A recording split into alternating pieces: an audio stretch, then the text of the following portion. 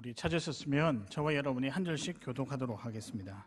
내게 주신 은혜로 말미암아 너희 각 사람에게 말하노니 마땅히 생각할 그 이상의 생각을 품지 말고 오직 하나님께서 각 사람에게 나누어 주신 믿음의 분량대로 지혜롭게 생각하라. 우리가 한 몸에 많은 지체를 가졌으나 모든 지체가 이와 같이 우리 많은 사람이 그리스도 안에서 한 몸이 되어 서로 지체가 되었느니라. 우리에게 주신 은혜대로 받은 은사가 각각 다르니 혹 예언이면 믿음의 분수대로, 혹 섬기는 일이면 섬기는 일로, 혹 가르치는 자면 가르치는 일로, 혹 위로하는 자면 위로하는 일로, 구제하는 자는 성실함으로, 다스리는 자는 부지런함으로, 긍휼을 베푸는 자는 즐거움으로 할 것이니라. 사랑에는 거짓이 없나니 악을 미워하고 선에 속하라. 형제를 사랑하여 서로 우애하고 존경하기를 서로 먼저 하며 부지런하여 게으르지 말고 열심을 품고 주를 섬기라. 소망 중에 즐거워하며 환난 중에 참으며 기도에 항상 힘쓰며. 같이 읽겠습니다. 성도들의 쓸 것을 공급하며 손 대접하기를 힘쓰라. 아멘. 제가 오늘 설교 제목을 우리 교회 창원 공동체라고 잡았습니다. 제가 이제 앞으로 저를 조금씩 알아가시겠지만 제가 창원 공동체라는 이름을 쓸 때는 제 마음을 좀 많이 담은 표현이라고 생각을 하거든요. 좀 그렇게 보이지 않습니까? 네, 알겠습니다.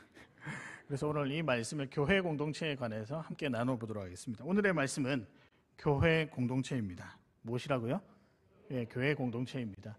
11월 한 달 동안 제가 지난주 감사주일 빼고는 예배에 관한 설교를 했습니다. 그래서 그 마지막 정리하면서 오늘 이 부분에 대해서 말을 하고자 하는데요.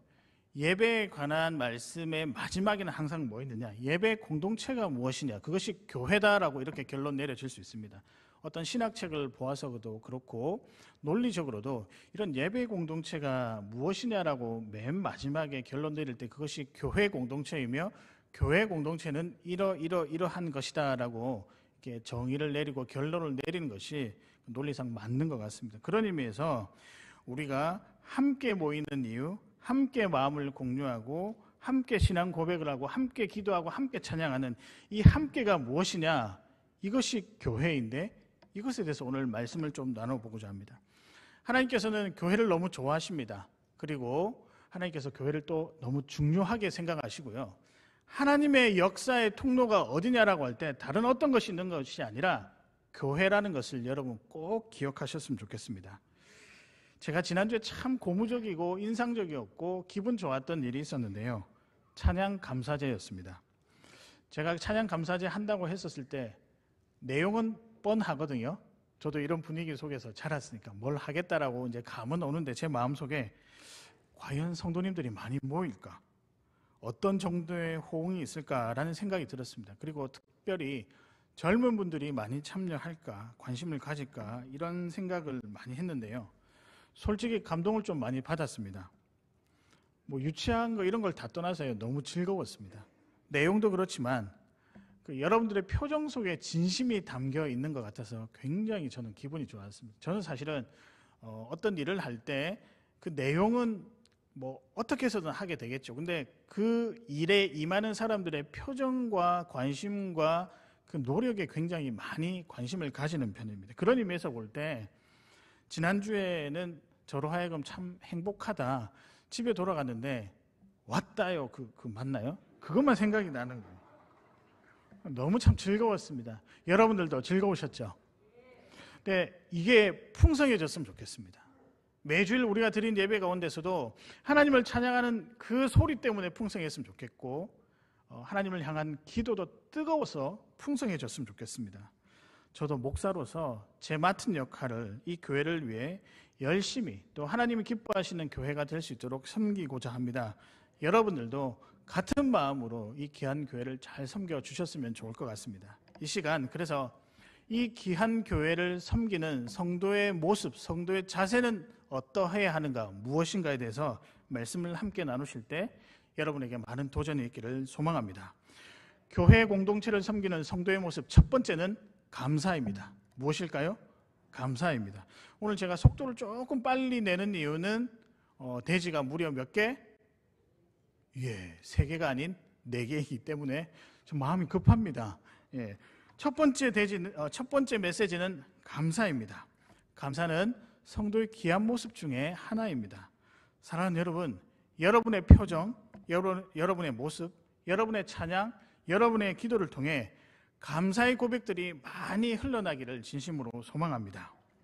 제가 여기 딱 서보면요, 오늘 예배가 은혜가 되겠다, 은혜가 되지 않아야겠다. 물론 이제 그렇게 판단하는 것은 좀 그렇긴 하지만 제 마음대로, 제 마음에서는 그래도 보이잖아요. 무엇을 보고 판단하는 줄 아십니까? 2가지인데요.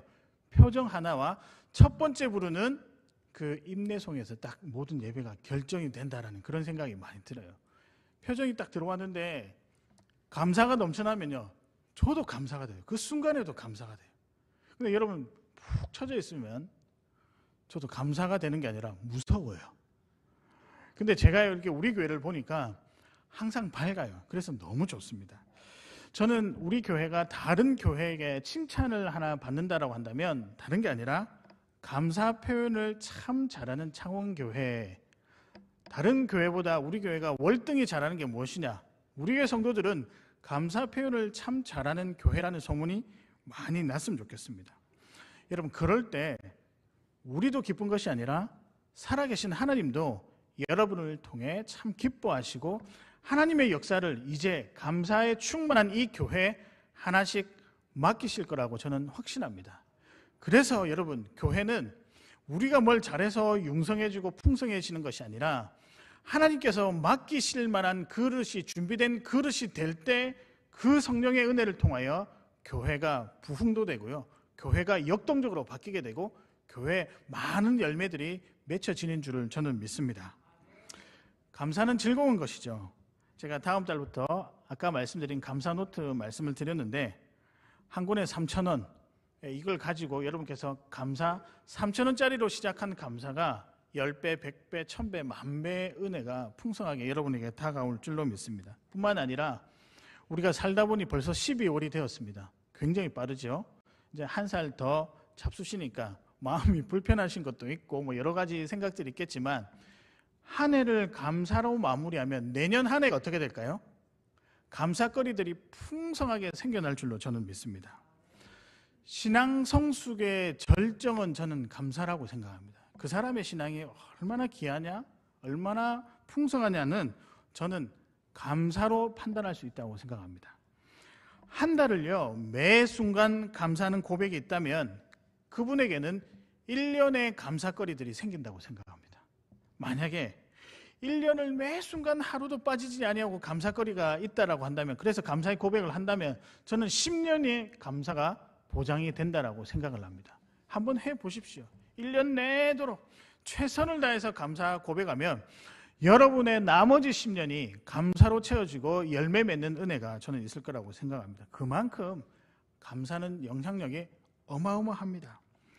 여러분, 감사 잘해서 한 사람의 인생이 바뀌기도 하고요, 감사하다 보니 하나님께서 알려주시는 삶의 방향을 정확하게 알고 그래서 그 길을 똑바로 걸어 나가서 그 삶의 열매가 완전히 송두리째 바뀌며 삶의 방향도 바뀌고 영향력도 바뀌는 은혜가 감사로부터 일어난다는 이야기들을 제가 많이 들었습니다. 그러나 여러분, 감사가 결코 쉽지 않습니다. 왜냐하면 우리 본성을 거스르는 일이기 때문입니다. 감사요, 잘하면 좋죠. 그런데 우리는 죄 가운데 태어났기 때문에 감사보다는 무엇을 더 잘할까요? 원망과 불평을 더 잘할 때가 있습니다. 정말 감사한 일 앞에서도 그냥 내가 잘나서 이렇게 되었지라는 생각을 더 많이 하는 게 우리들입니다. 여러분이 하는 일들 중에 좋은 일들, 열매 맺는 일들이 분명히 있을 것입니다. 그러면은 그 앞에서 하나님 감사합니다. 부족하지만 저를 통해 열매를 맺게 하시는군요. 이런 고백보다 내가 잘났는데, 내가 이만큼 했는데 당연히 그 결과는 나와야지 라고 하면서 감사가 아닌 원망과 불평과 교만이 있을 때가 많다는 것입니다. 그게 현실적인 우리들의 모습입니다. 그러나 여러분, 감사는 이런 현실 넘어서서 우리가 감사할 수 없는 마음을 넘어서는 것이 감사이고, 이것이 하나님께서 우리에게 삶의 도전거리로 주신 한 부분입니다. 여러분 성경의 많은 구절을 보십시오. 감사하라고 계속 이야기를 하고 있습니다. 왜 계속 이야기를 할까요? 중요해서도 있지만 그만큼 감사하는 것이 쉽지 않기 때문입니다. 그래서 심지어는 데살로니가 5장 16절에 보면 항상 기뻐하라, 쉬지 말고 기도하라. 얼마나 감사를 안 했으면 범사에 감사하라고 이야기를 하겠습니까?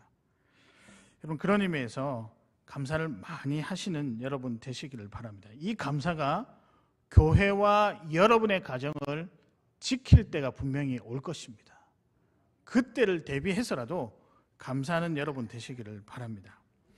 우리가 3절을 한번 살펴보겠는데요. 이렇게 나와 있습니다. 내게 주신 은혜로 말미암아 너희 각 사람에게 말하노니 마땅히 생각할 그 이상의 생각을 품지 말고 오직 하나님께서 각 사람에게 나누어 주신 믿음의 분량대로 지혜롭게 생각하라.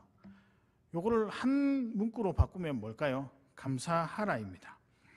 1절과 2절에 보면 예배 공동체에 대한 설명을 했고 3절부터는 그 공동체 안에서 어떻게 하면 예배가 풍성해지고 삶이 넉넉해지는지 그리고 은혜가 넘칠 수 있는지에 대한 설명을 쭉 하고 있습니다. 그런데 목사님 3절을 아무리 찾아봐도 그 문구 안에서 감사에 대한 이야기하는 것, 그 감사에 대한 의미를 파악하기가 쉽지 않습니다. 그런데 왜 이 구절이 감사라고 생각하십니까? 꼼꼼히 한번 살펴보도록 하겠습니다. 마땅히 생각할 그 이상의 생각을 품지 말고 믿음의 분량대로 지혜롭게 생각하라. 이게 두 부분으로 좀 나누어서 설명할 수 있는데요. 성도의 공동체는 교회입니다. 교회 안에 여러 가지 생각이 있을 수 있고요. 삶의 모습들이 다양합니다. 그런데 이 다름에서 오는 차이에서 오는 불편함 때문에 조금 우리가 원망하기도 하고 남들에 대한 비난을 하기도 합니다. 더 나아가서는 그 사람이 잘못되었다라고 하는 정죄함도 그 모습 가운데 벌어지곤 합니다. 여러분 그럴 때 어떻게 해야 될까요? 다름을 인정하고 다름 속에서 하나님께서 무엇을 원하시는지 찾아야 되는데 그러기가 쉽지 않다는 거예요. 남을 욕하기도 하고 정죄하기도 하고 너 잘못됐다라고. 그럴 때 어떻게 하는 것이 하나님이 원하시는 교회 공동체로 세워질 수 있는 것인가? 여기에 보면 마땅히 생각할 그 이상을 품지 말고, 다른 말로 표현하면 교만하지 말고라는 의미입니다. 제가 원어를 찾아보니까 마땅히 우리가 상식적으로 해야 될 그 이상을 품는 것은 교만이라고 이야기를 하고 있습니다. 믿음의 분량대로 지혜롭게 생각하라. 요거를 저와 여러분이 적용할 만한 문구로 바꾸면요, 무엇이든지 불평하지 말고 다른 이들의 것을 시기하지 말고 겸허히 받아들이는 겸손 가운데 거하라. 조금 긴가요? 제가 이렇게 바꿔볼게요. 불평하지 말고 다른 이들이 뭘 잘했는지 보지 말고 모든 것을 나의 연약함으로 받고 겸손해라 라고 하는 구절이 3절의 구절입니다. 공동체 안에서 교만하지 아니하고 그 다음에 겸손할 수 있으려면 무엇이 필요할까요? 저는 그게 감사라고 생각합니다. 이 문구 안에는 무엇이 적혀 있느냐? 결국에는 성도 여러분 감사하십시오. 감사하는 가운데 교회 공동체가 온전히 세워질 것입니다라고 하는 메시지가 들어가 있습니다. 여러분 작은 일에도 감사하시고요, 큰 일은 더더욱 많이 감사하셔도 좋습니다. 좋은 공동체는 감사가 풍성히 흘러나는 공동체입니다. 감사거리가 많으면 좋죠? 아닙니까? 예, 제가 이런 말을 들었거든요. 누군가가 그랬는데 감사를 많이 하면 감사할 일이 생긴다. 어떻게 생각하십니까? 진짜 맞는 것 같아요. 제가 여러분 가자마자 감사합니다, 감사합니다 하면 모든 것이 사실 감사로 보입니다.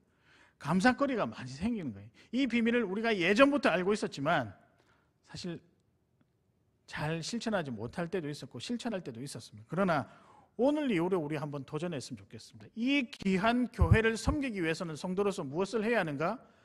감사해야 된다는 거죠.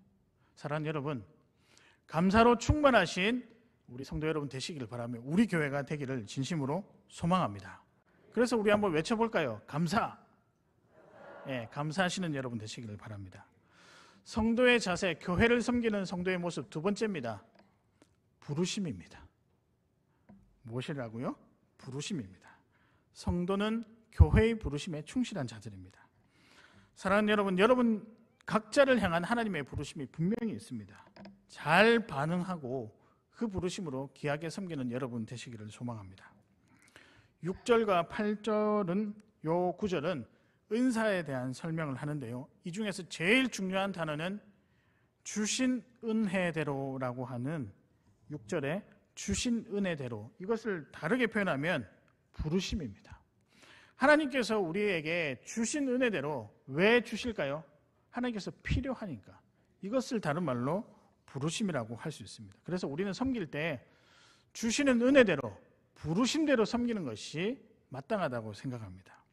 여러 가지가 나와 있긴데 예언의 은사, 예언의 은사는 앞일을 예언하는, 앞일에 일어날 일을 예언하는 그것이 아니고요. 성경 말씀을 보고 이해하는 은사를 예언의 은사라고 성경은 이야기를 합니다. 섬기는 일은 섬기는 일로, 가르치는 자면 가르치는 일로, 위로하는 자는 위로하는 일로, 구제하는 자는 성실함으로, 다스리는 자는 부지런함으로, 긍휼을 베푸는 자는 즐거움으로. 이 외에도 은사가 많습니다. 여러분은 혹시 어떤 은사를 가지고 있습니까? 저는 이런 은사를 가지고 있다, 다 있으시죠? 저는 어떤 은사를 가지고 있는 것 같습니까? 네, 찬양 감사합니다. 찬양 잘하고 싶은데 찬양이 잘 안 됩니다. 네, 여러 가지가 있겠죠. 네, 저는 개인적으로는 격려하는 일을 참 잘한다라고 생각을 하는데 이것도 좋습니다. 이것도 분명히 교회 공동체를 위해서 쓰일 거라고 생각을 합니다. 그런데 여러분, 은사를요, 달란트, 즉 재능으로만 생각하는 것은 성경 말씀과 조금 차이가 있다는 것을 여러분 기억하셔야 좋겠습니다. 은사는 원어로 선물이라는 것입니다. 하나님께서 우리에게 주신 선물입니다. 그런데요, 이 선물의 용도가 있습니다. 참 좀 특이하죠. 선물을 받으면 내 것이 되는데 하나님은 이 선물을 우리에게 주시면서 분명히 선물의 용도가 있다라고 이야기를 하십니다. 그 용도가 무엇이냐면 섬기라고 주신 용도라는 거예요. 여러분이 받은 은사는요, 반드시 교회 공동체나 주변 사람들을 위해 섬기라고 주신 선물입니다. 그래서 여러분, 은사는 소유하면 큰일 납니다. 가끔씩 그런 사람들이 있더라고요. 방언의 은사를 하시는 분이 있는데 제가 직접 경험했습니다. 방언의 은사를 하시는 분이 방언의 은사를 하지 못하는 분에게 너는 왜 방언의 은사를 못하느냐? 믿음이 부족해서 그렇다, 이렇게 이야기하시는 분들 제가 봤어요. 제가 섬겼던 교회. 큰일 날 일입니다. 제가 말씀드렸지 않습니까? 은사는 소유는 맞는데 무엇을 위해 소유하라고요? 나누기 위해서, 섬기기 위해서 쓰는 것입니다. 저는 우리 교회에 기도하다가 방언도 많이 나왔으면 좋겠고요. 손을 들고 찬양하는 것, 다양한 하나님의 은사가 이 가운데 나타났으면 좋겠습니다. 이 은사가 무엇이냐? 부르심입니다. 여러분을 향한 부르심입니다. 그래서 여러분이 가지고 있는 은사는 여러분 것이 아니고요. 사실은 모두의 것, 공동체의 것입니다. 직분도 그렇고요. 섬김의 모습, 모두 부르심이라는 생각을 여러분 하시길 바랍니다. 그래서 제가 간단하게 여러분에게 어떤 은사로 어떻게 교회를 섬겨야 될까 요 문구로 한번 정리를 해보았는데요. 여러분들이 교회를 섬기실 때는 내가 할 수 있어서 섬기는 것도 아니고 내가 하고 싶은 것을 섬기는 것이 아니라 교회가 필요로 하는 것을 섬기는 것이 여러분 진정한 은사, 달란트라는 겁니다. 그럴 때가 있잖아요. 내가 할 수 있으니까 섬긴다. 좋죠. 그 다음에 내가 하고 싶으니까 섬기는 거 좋죠. 그런데 그 이전에 무엇부터 생각해야 하느냐? 교회가 필요로 하는 것이 무엇일까? 이거를 한번 생각해 보았으면 좋겠습니다. 오늘 다 잊어버려도 좋은데 요거 하나. 교회가 필요로 하는 섬김이 하나님이 원하시는 섬김이다. 전 이것이 부르심이라고 생각을 합니다. 모든 부르심은 교회 공동체에 필요해서 그리스도의 몸된 교회가 필요해서 하나님께서 우리에게 요청하는 것들입니다. 교회 내 여러 부르심을 감당하는 분들이 있지만 저는 주일학교 교사가 한 번씩 마음에 들어올 때가 있습니다. 또 이렇게 이야기하면 또 성가대에서는 왜 우리는 또 언급을 안 해주냐 섭섭해 하실 때도 있는데 제발 제 마음이 그렇지 않은 게 아니고 언젠가 한번 또 언급을 해드릴게요. 주일학교 교사가 가끔 마음에 들어올 때가 있습니다. 왜냐하면 제가 교육 목사를 굉장히 오래 했거든요. 그리고 청소년 사역을 14년 동안 했습니다. 그러다 보니 주일학교에 대한 관심이 많습니다. 교회 내 3D 업종, 3D 업종이 있는데 혹시 아십니까? 첫 번째가 무엇일까요? 저를 먼저 생각해 주십시오. 목사입니다, 목사. 예, 그럴 것 같아요. 예배도 인도해야 되고 여튼 이야기도 많이 들어야 되고. 두 번째가 주일학교 교사. 동의하십니까? 좀 그런 것 같아요. 세 번째는 주방 봉사. 그러고 보니 좀 약간 이제 유머를 섞어서 마지막에 다 사자 돌림이에요. 목사, 교사, 주방 봉사. 다 힘드신 것 같아요. 교사는 자기 돈 내어가지고 시간 내어가면서 섬기는 자들이고요. 제가 교사 명단을 조금 확인하니 내년에 교사가 많이 부족하다. 지금 교회 필요에 부르심을 받고 있는 중이십니다. 예, 그래서 필요하다라고 섬겼으면 좋겠고요. 찬양대도 마찬가지입니다. 찬양하는 많은 일꾼들이 필요하다라는 생각이 많이 듭니다. 내가 하고 싶은 것을 하는 게 아니라 교회가 필요로 하는 것이 부르심이고 은사입니다. 성가대도 풍성했으면 좋겠고 교사도 풍성했으면 좋겠고 안내하는 자들도 다 풍성했으면 좋겠습니다. 또 제가 또 언급 안 하면 섭섭해 하실까 봐 다 적어 왔는데 안내, 새가족 다 우리가 풍성했으면 좋겠습니다. 그러나 교회가 필요한 것이 무엇인지 여러분 잘 알고 그 자리로 찾아가십시오. 그것이 교회를 온전히 섬기는 성도의 아름다운 모습이라고 생각합니다. 사랑하는 여러분, 교회에 필요한 자리에 서 계시는 분들 있고 그렇지 않은 분들도 있습니다. 근데 뭔가를 섬길 때 나랑 잘 안 맞는 것 같아라고 생각하시면 그것은 100% 부르심입니다. 내가 뭔 일을 하는데 누가 이거 한번 섬겨보시겠습니까? 저는 잘 안 맞는 것 같아요. 그럼 그분이 섬기십시오. 제가 볼 땐 그게 부르심입니다. 눈에 밟히고 부담이 되십니까? 얼렁 달려가십시오. 하나님께서 부르시고 계십니다. 그런데 그 부르심들이 때로는 힘들어도 하나님이 기뻐하시리라고 저는 확신합니다. 이 부르심에 반응하여 살아나가시는 우리 귀한 창원교회 성도님 되시기를 주님의 이름으로 축복합니다. 성도의 모습 세 번째입니다. 제가 지금 굉장히 열심히 달리고 있는데 세 번째는 뭘까요? 사랑입니다. 사랑으로 섬겨라. 교회 공동체를 위한 사랑 가득한 마음으로 섬기시는 여러분 되시기를 바랍니다. 오늘 본문을 읽다 보면요, 문맥이 조금 매끄럽지 않은 부분이 등장하는데요, 9절과 10절입니다. 사랑에 관한 메시지인데요, 좀 잘 읽어보면 교회 공동체 안에서 은사에 대해서 쭉 설명하고 있고 은사대로 잘 섬기라 이렇게 마무리를 하고 있거든요. 그러면은 자연적으로 9절 10절 하반절에는 어떻게 되냐면, 그래 이 은사를 가지고 잘 섬겼을 때 교회에 어떤 유익이 있을까, 이것을 나열하면 논리적으로 딱 성경 구절이 맞아 떨어진다고 생각합니다. 그런데 뜬금없이 사랑해라, 형제를 존중해라, 뭘까요? 이 의미는 공동체 안에서 부르심이든 감사든 무엇에서부터 기초하라? 사랑에서부터 기초하라. 성도를 대할 때도, 우리 자녀들을 대할 때도, 우리 모두를 대할 때도 사랑하고 존중하는 마음이 있었으면 좋겠습니다. 제가 여러분을 참 많이 사랑합니다. 믿으십니까? 목소리가 작으니까 안 믿으시는군요. 굉장히 제가 마음이 아픕니다. 오늘 성심성의껏 다해서 이 문구에 반드시 물어보기라고 지금 괄호도 쳤는데요, 제가 여러분에게 기회를 한번 더 드리겠습니다. 저는 창원교회를 사랑해 보이는 것 같습니까? 네, 좀 부끄럽습니다. 엎드려 절박이 같아서. 이쯤에서 우리 한번 점검했으면 좋겠는데요, 창원교회 사역 철학이 있습니다. 이제 제가 여러분하고 평생을 같이 가면서 사역 철학이라고 외쳐야 될 문구가 하나 있는데 그것이 무엇인지 아십니까? 8월 7일 날 가장 큰 계명이라고 이야기하면서 제가 설교했습니다. 좀 제발 들어주세요. 사람과 공동체입니다. 기억나십니까? 사람을 뭐 하자고요? 소중히 여겨. 공동체를 품어야 한다. 우리의 모든 사역은, 창원교회 사역은 앞으로 이 원리 안에서 진행될 것입니다. 사람을 소중히 여기는 사역이 돼야 되고, 공동체를 굳건하게 지켜나가서 공동체 안에 들어왔을 때 회복되고 위로되는 일들이 있는 그런 사역들을 우리가 할 것입니다. 어린아이에서부터 노년에 이르기까지 저는 이 부분을 다 외우게 할 것입니다. 왜냐하면 이게 있을 때 우리의 사역, 우리 교회가 흔들리지 않기 때문입니다. 저도 설교를 준비할 때 여러분을 상상하면서 여러분의 삶이 어떨까, 여러분의 표정이 어떨까 상상하면서 마음을 담아 준비합니다. 많이 부족하지만 여러분들의 기도가 또 필요하기도 합니다. 다른 교육자들도 마찬가지입니다. 제가 이 시간에 우리 교육자들 자랑을 좀 하도록 하겠습니다. 완제 저하고 생활한 지 거의 4개월 정도 되어 가는데요, 제가 참 감동을 많이 받고 감사한 마음이 듭니다. 젊은 담임 목사가 왔는데 교육자들이 잘 도와주셔야 되는데 지금까지 너무 잘 도와주고 계십니다. 성실하시고요. 굉장히 귀찮은 일임에도 불구하고 표정 한번 안 바뀌고 기쁜 마음으로 섬기시는 것을 많이 봤습니다.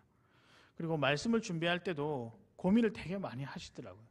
때로는 말씀이 잘 준비가 되지 않을 때도 끙끙거리면서 말씀을 준비하고자 하는 모습들, 그리고 무엇보다 저보다 교회를 훨씬 사랑하는 마음들이 많이 보입니다. 제가 그래서 많이 놀랐습니다.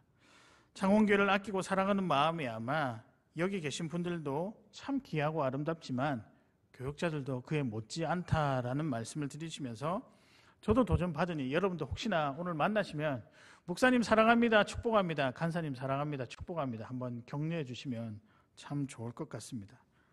주일학교 교사들은 말할 것도 없고요. 성가대도 마찬가지라고 생각합니다. 찬양하는 일도 중요하지만 하나님을 사랑하고 예배하는 것이 훨씬 중요하다는 것을, 그리고 귀하게 여기는 것을 아는 굉장히 수준 높은 찬양대가 우리 교회에 있습니다. 식당 봉사는요, 새가족은요, 너무나도 보이지 않는 곳에서 다양하게 섬기는 분들이 있습니다. 그 사람들 마음 가운데, 그분들 마음 가운데 무엇이 있을까요? 하나님을 사랑하고 성도를 사랑하고 교회를 사랑하는 마음이 아마 수치로 잴 수 없을 만큼 많으리라고 생각합니다. 사랑하는 여러분, 사랑장으로 유명한 고린도전서 13장 1절에 딱 단서 하나를 달고 시작합니다. 사랑이 없으면, 그만큼 반대로 생각하면 사랑이 제일 중요하다는 것입니다. 사랑으로 섬기시길 바랍니다. 사랑으로 내 것도 나눠줄 줄 알고, 또 나는 힘들어도 다른 사람이 힘들지 않도록 배려하는 것이 사람을 소중히 여기는 모습입니다. 특별히 다음 세대 여기 앉아 계신 우리 친구 여러분들도 어릴 때부터 이 귀한 사역 철학이 여러분의 인생 철학이 되었으면 좋겠습니다. 사람 소중히 여기고 공동체, 내가 속한 공동체는 지켜나가는, 특별히 믿음의 공동체를 지켜나가는 이 결단이 어리지만 여러분 가운데 있을 때 훗날 커서 여러분이 교회 한 구성이 될 것이고, 그런 여러분들을 통해 하나님께서 하나님의 역사를 만들어내는 일들을 우리 자녀들에게 분명히 맡기실 것입니다. 그 은혜가 우리 가운데 있기를 소망합니다. 이제 마지막입니다. 성도가 교회를 섬겨야 하는 자세, 마지막은 이것입니다. 하나됨을 위하여 노력하라. 하나됨을 위하여 달려가라.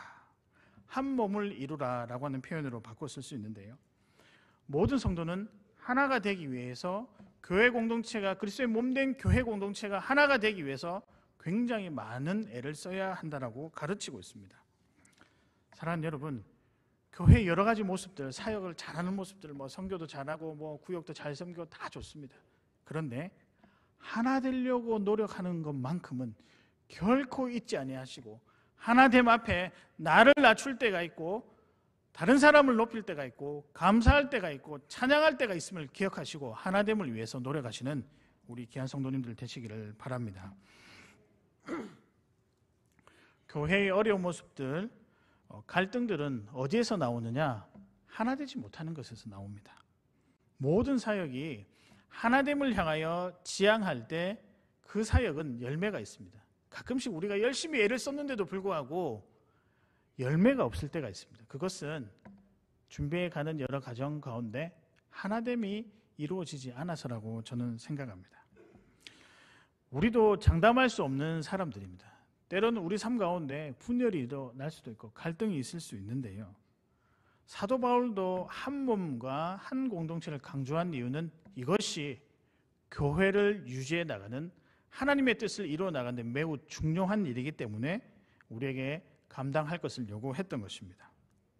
5절에 보면 이와 같이 우리 많은 사람이 그리스도 안에서 한 몸이 되어 서로 지체가 되었느니라. 다르게 표현할까요? 예수님 안에서 교회 식구들은 가족이라고 부를 수 있습니다 라고 하는 문구입니다. 가족이 어떻습니까? 싸우기도 하죠. 저도 많이 싸웠습니다. 엄마 아빠랑도 싸우고 여동생하고도 싸우고 많이 싸웠습니다. 근데 여러분, 싸워도 밥은 같이 먹잖아요. 싸워도 같이 잠을 자잖아요. 싸워도 같이 놀러는 가잖아요. 왜일까요? 가족이기 때문에. 이미 마음 깊은 곳에 우리는 하나다라는 인식이 깔려 있습니다. 여러분, 그럴 때요, 그 안에 위로가 있고 회복이 있고 화해가 있고 치유가 있습니다. 교회 안에 치유가 일어나는 이유는 하나됨으로 인한 생각들이 너무나도 확실하기 때문입니다. 근데 여러분, 어떻게 하면 하나 될 수 있을까요? 기술을 잘 써서요? 제도를 잘 해서요? 아닙니다. 예수 그리스도 때문입니다. 우리가 믿는 예수 그리스도를 온전히 잘 믿는 것, 그것으로 우리가 하나 될 수 있습니다. 우리가 갈등의 현장을 잘 살펴보면 예수 그리스도가 빠져 있습니다. 있다고 해도 자기가 믿는 예수님, 사실은 그것은 자기가 믿는 예수님 허상일 뿐이지 결국 자기입니다. 자기를 드러내니까 하나가 안 되는 거고 갈등이 되는 거예요. 자기 생각에만 존재하는 그 예수님, 가짜 예수님입니다. 그러나 말씀에 나와 있는 예수님, 복음에 합당한 예수님, 복음 그 자체이신 예수님, 우리를 위해서 이 땅에 내려오시고 우리 죄를 위해서 십자가에 달려 돌아가시고 우리와 아버지 하나님의 영광을 위해서 부활하신 이것을 무엇이라고 했습니까? 복음이라고 제가 말씀드렸습니다. 이 복음의 주인공이신 이 예수 그리스도가 우리 안에 있다라고 한다면 교회는 흔들리지도 않을 뿐더러 그 앞에서 모든 것이 용서될 수도 있고 이해될 수도 있고 회복될 수 있다는 것입니다. 예전에 제가 한 갈등의 문제로 골이 깊어서 교회가 매우 어려워진 교회를 제가 소식을 들었습니다. 꽤 오래전 일인데요. 이 문제로 대립이 되었습니다. 교회 안에 자판기를 설치하느냐 마느냐. 이전에는 서울에 있는 모 교회는 에어컨을 설치하느냐 마느냐, 성령의 일이냐 사람의 일이냐, 이것 때문에 몇 년을 다투었다는 이야기도 들었습니다. 지금 들으면 웃을 일이죠. 자판기 설치하면서 한쪽은 감히 주일에 돈을 쓸 수가 있느냐. 아니, 요새 커피 다 마시는데 자판기에서 교회 안에서 커피 뽑아먹고 그것으로 선거 헌금해서 도우면 되지 않겠느냐. 둘 다 괜찮은 것 같아요. 거룩한 주일을 위한 성도의 아름다운 모습도 있고 또한 남을 돕고자 하는 아름다운 모습을 이 도구를 위해서 활용하자라고 저는 다 좋다라고 생각합니다. 그런데 그 교회 문제는 이것 때문에 너가 잘못되었다라고 하는 정죄에서부터 갈등이 일어나기 시작했다는 겁니다. 솔직하게 이게 잘못된 일은 아니잖아요. 차이일 뿐이지. 뭘 그게 잘못됐다고 생각하십니까? 그건 아니잖아요. 계속 교회가 몇 년 동안 갈등하니까 담임 목사님이 설교 시간에 딱 두 마디 하고 내려가셨다고 합니다. 첫 번째는 예수님이라면, 두 번째는 자유함이라고 딱 그렇게 적고 내려가셨다고 합니다. 사실 거룩한 주일을 위한 마음도 귀하고 그리스도 안에서 누리는 자유함도 귀합니다. 진리의 문제가 아니에요. 그러니까 자판기는 별 중요한 게 아닙니다. 자기가 거룩히 지키고 싶으면 자판기에서 커피 안 빼먹으면 됩니다. 그러나 또 누구를 구제하고 싶으면 자판기 사용하면 됩니다. 이걸 가지고 정죄하기 때문에 갈등이 생기는 것이지 자판기가 갈등을 유발한 것은 아니라는 것을 여러분 기억하시길 바랍니다. 믿음의 선한 양심대로, 베드로전서 3장 16절에 나온 대로 믿음의 선한 양심대로 주님 앞에 나아가면 되는 것입니다. 더 중요한 것은 예수 그리스도 안에서 하나 되는 일이 더 중요하다는 것입니다. 각각 믿는 다른 분이 아니라 한 예수님을 믿고 의지할 때, 한 예수님을 통해서 나오는 복음의 진수가 우리 삶 가운데 통과할 때 그 안에서 교회는 하나 되는 것이고 그 안에서 우리 교회는 더욱더 값지게 될 것이라고 생각합니다. 여러분, 하나됨을 위해서 여러분 자신도 내려놓고 다른 사람을 존중하고 또 하나님의 뜻을 구하는 겸손한 귀한 공동체가 우리 창원교회 공동체이기를 진심으로 소망하며 축복합니다. 오늘 말씀을 정리하겠습니다. 오늘의 말씀은 교회 공동체입니다. 이 시간 교회 공동체를 섬기는 성도의 모습은 어떠한가 우리가 살펴보았는데요. 첫 번째는 무엇일까요? 감사입니다. 표정 관리를 잘 하시는 게 좋을 것 같습니다. 항상 감사의 고백으로. 제가 이렇게까지 이야기하면 좀 나가면서도 인상 팍 괜찮습니다. 제가 뭐 나무라는 게 아니고요. 같이 이렇게 웃으면서 하면 얼마나 좋을까. 감사의 고백들이 많은 우리 공동체가 되었으면 좋겠습니다. 두 번째입니다. 부르심입니다. 이것을 기억하십시오. 교회가 필요로 하는 것이 무엇이냐? 그것이 여러분의 부르심입니다. 잘 살펴보시고 섬기시는 여러분 되시기를 바랍니다. 성도의 모습 세 번째는 무엇일까요? 사랑입니다. 사랑이 가득했으면 좋겠습니다. 하트 뿅뿅뿅 좀 날아다니시고요. 스윗하게 우리 모두가 풍성한 은혜로 세워지는 교회 공동체가 되었으면 좋겠습니다. 마지막 교회의 목표입니다. 우리가 뭐 해야 될까요? 하나가 되어야 됩니다. 이 하나가 될 때 하나님의 역사가 그때부터 시작될 것입니다. 여러분 살아가시면서 우리 교회를 통한 하나님의 역사를 한번 진행되는 거 맛보고 싶지 않습니까? 저는 맛보고 싶어요. 저만 그렇습니까? 그래서 열매 맺는 상황 가운데 야, 우리가 주님의 귀한 일꾼으로 사용되었구나. 나이가 많다고요? 상관없습니다. 해야 할 나이가 많으신 분들은 힘이 딸리니까 좋습니다. 근데 기도의 힘만큼은 제가 볼 때는 어르신들을 따라갈 수가 없어요. 제가 지금 온전하게 잘 있는 이유도, 여기서 생활 잘 적응하고 있는 이유도, 그래도 우리 장로님들과 함께 교회를 애써서 열심히 살림을 살아가는 이유도 제가 잘해서 그런 거예요. 저는 그렇게 생각한 적 없습니다. 새벽마다 나와서 목회자와 성도와 직분자들을 위해서 기도하는 우리 할머니들, 우리 어르신들 때문이라고 생각합니다. 그것이 여러분의 부르심입니다. 믿으십니까? 조금 힘이 남아 있으면요, 교사로 뭐든지 힘으로 섬길 수 있는 분들, 재정이 있으면 재정으로, 옅은 마음으로, 위로로, 자기의 달란트로 섬길, 그렇게 해서 하나 되는 교회가 하나님이 기뻐하시는 교회입니다. 그런 교회를 우리 다 같이 주님 안에서 믿음으로 고백하며 만들어 가시는 우리 사랑하는 귀한 여러분 되시기를 주님의 이름으로 축복하며 도전합니다. 이 시간 우리 찬양하겠는데요, 제가 너무 좋아하는 찬양입니다. 우리에겐 소원이 하나 있네, 교회를 향한 찬양인데요, 뜨거운 마음으로 함께 찬양했으면 좋겠습니다.